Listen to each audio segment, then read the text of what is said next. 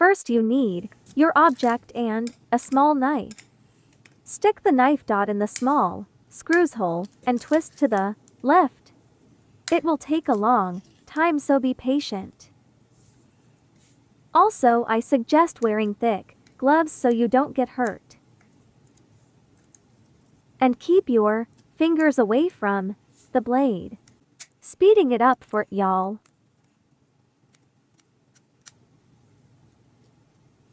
This is the screw that I am working on. Like I said, twist to the left, not right.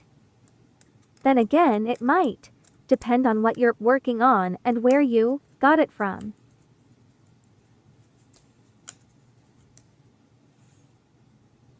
I will be making a bunny mask from my old Halloween mask. And goggles part may be for a future dragon puppet. Tap it on something firmly. To loosen the screw. Almost finished.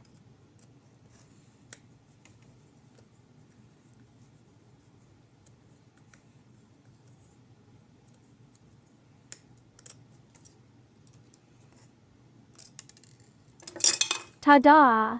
I hope this tutorial video helped you guys out.